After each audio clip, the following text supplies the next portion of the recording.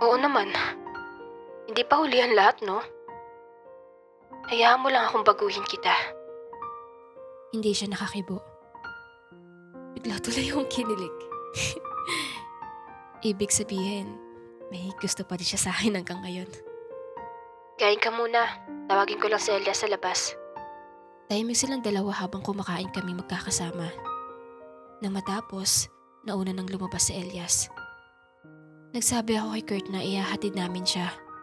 Ang kaso tumanggi siya. Malapit lang naman bahay niyo eh. Sige na. May pupuntahan ako kaya hindi na.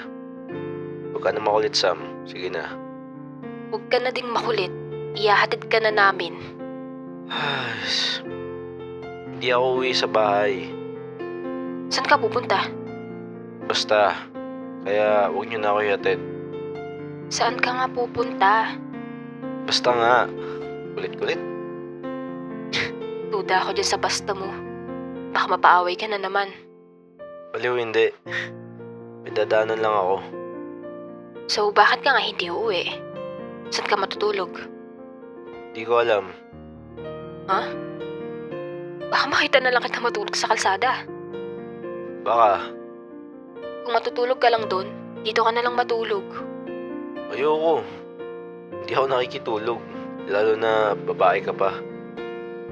2 kwarto namin dito. Isa sa akin at isa kay mama. Doon na lang ako matutulog sa kwarto ni mama. Doon ka na lang matulog sa kwarto ko. Bukas pa naman uwi nun eh. Dito ka na lang magpalipas ng gabi. Kesa matulog ka sa labas, mukha ka namang ewan yan. Sure ka? Oo, ayos lang naman sa akin. Basta dito ka na lang matulog. Sige. Natuwa ko na sobra kasi pumayag siya. Mas okay na to kaysa matulog pa siya sa labas. Paano yung manliligaw mo? Gaantay sa labas oh.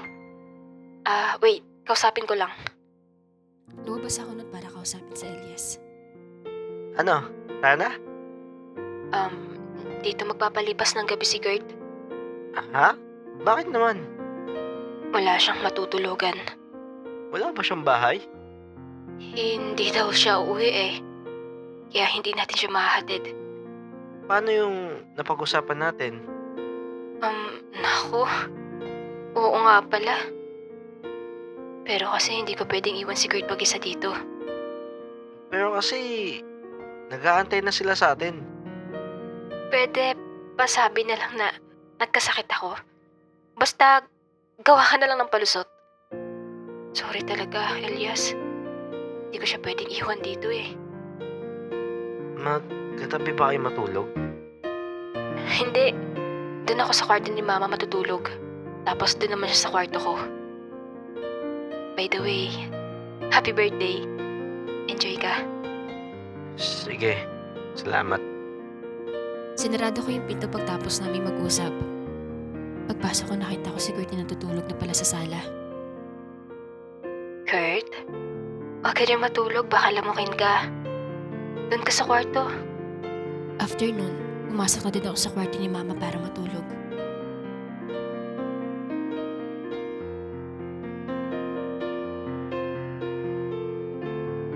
Nagluto ako para sa umagahan namin ni Kurt.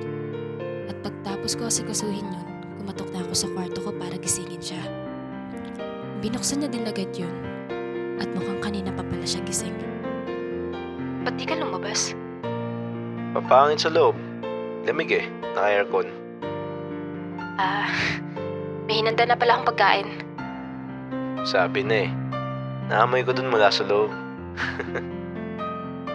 Habang kumakain kami, nagkukwentuhan lang kami. Medyo nag-iba siya mula nung mga nangyari. Nag-iba yung way ng pakikitungo niya sa akin.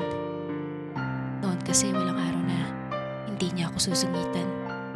Minsan pinipiloso po niya pa ako pero ngayon, hindi niya na ginagawa yung mga yun. Kaya natuwa ako. Gusto ko yung ganito lang. Masaya lang kami. Para tuloy ako bumalik sa pagkabata. Sana hindi na matapos tong araw na to.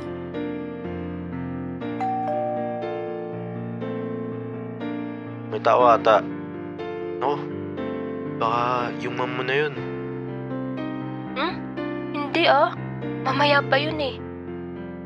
Nagtataka ako kasi. Posibleng si Mama yun kasi. Siya lang naman yung laging nakakatok dito sa bahay pag uuwi siya galing work. Ang kaso kasi, alam ko mamaya pa uwi nun eh. Pagbukas ko ng pinto, bumungad sa akin ng mga pulis. Nanlaki ang mata ko. Kinakabahan ako pero lumapit ako sa kanila para kausapin sila. Gandang umaga. Dito ba nakatira si Samantha Del Rosario? Opo, ako po yun. Bakit po? May nag-report kasi sa amin tungkol sa insidenteng nangyari sa pananaksak ni Kurt Salvador. May nagsabi na isa ka sa witness sa mga nangyari. At nakausap mo daw tong si Kurt Salvador? Po? Opo, nakakausap ko po siya pero wala po akong kasalanan dyan. May nakapagsabi din na madalas kayo magkasama. Tama ba yon? Opo, pero hindi ko na po siya nakita after nun. Tumakbo po kasi siya pagtapos ang nangyari. Wala po akong balita sa kanya hanggang ngayon. Sigurado ka? Opo, promise po hindi ko po siya nakita. Hinahanap ko kasi siya kahapon ng kaso tingin ko nagtago siya. O siya. Sige, salamat sa'yo. Basta ipagbigay alam mo na lang sa amin kapag nakita mo siya. Opo. Umalis sila pagtapos. Gusto kong maiyak dahil sa ginawa ko. Nagsinungaling ako. Tinago ko siya sa mga pulis. Pagpasok ko, kita ko sa itsura ni Kurt ang pag-aalala. Anong nangyari?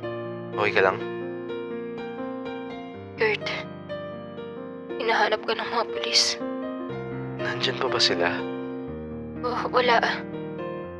Nagsinungaling ako sa kanila. Sinabi kong hindi kita nakita. Tatakot ako. Sam, makinig ka. Wala kang kasalanan, okay?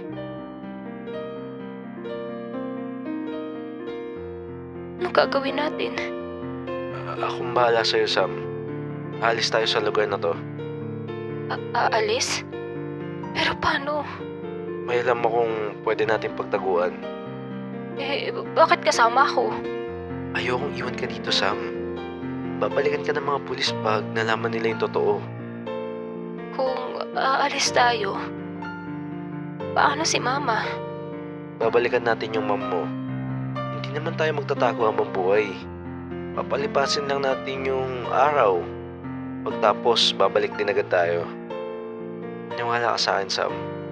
Hindi na sila mag-aaksaya ng oras para lang hanapin tayo. Ha? Paano hindi mag-aaksaya? Hindi kita mag-gets. Pag lumipas ang araw na hindi nila ako mahanap, hahayaan na nila yung kaso. Alam ko na yung mga ganyan, Sam. Maniwala ka sa akin. Bakit mo alam? Dito sa lugar natin, lagi may ganyang kaso. Pag tumagal at hindi nila mahanap yung suspect, hahayaan na lang nila yon. Unless kung babayaran sila ng malaki para lang hanapin ako. Hindi ako makapagsalita. Sumasakit na yung ulo ko. Hindi ko alam kung sasama pa ako o hindi. Gusto ko pero parang ayaw ko. Natatakot ako na baka magalit si Mama sa akin at ayaw kong mag-alala siya. Sam, mag-impake ka na. Sasama ka ba? Pinag-iisipan ko pa, Kurt. May tiwala ka ba sa akin? Oo, may tiwala ako sa'yo. Pero hindi ganun kadali yung mga bagay-bagay. Diba na-explain ko naman na sa'yo na maayos? Oo, pero... Sam, makinig ka. Isa lang gusto kong marinig sa'yo. Sasama ka ba o hindi? Sasama.